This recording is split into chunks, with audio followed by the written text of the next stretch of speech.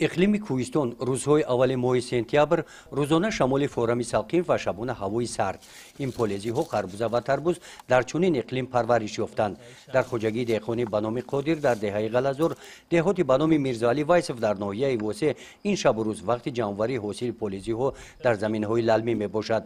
محصولات زمین للمی حجما کلان نشود هم، لیکن از لحاظ اکولوژی تازه بوده مزه شیرین دارند.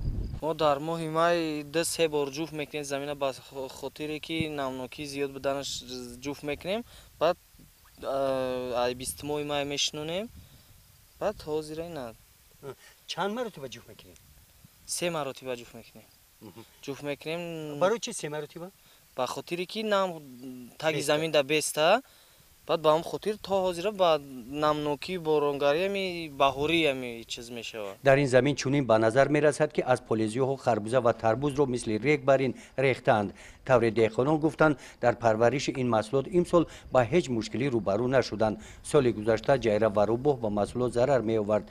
امسال این حیوان ها به چشم نمی رسند. محصولات به نقصان خوب پخته رسیده است. حاصلناکیش سازه. در یک بوته 4-5 خربوزه است.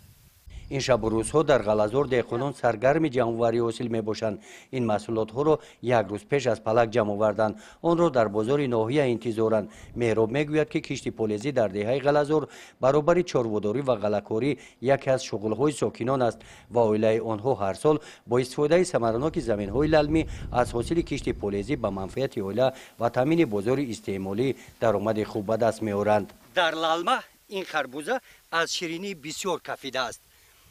در اینجا دهقان 2 ماه مهنت میکند و 2 ماه دیگر پورا به جمع‌آوری حاصل مشغول است. گزارش خواجه نظریف خدای نظر زهروف از ناحیه واسه برای برنامه اطلاعاتی نوید.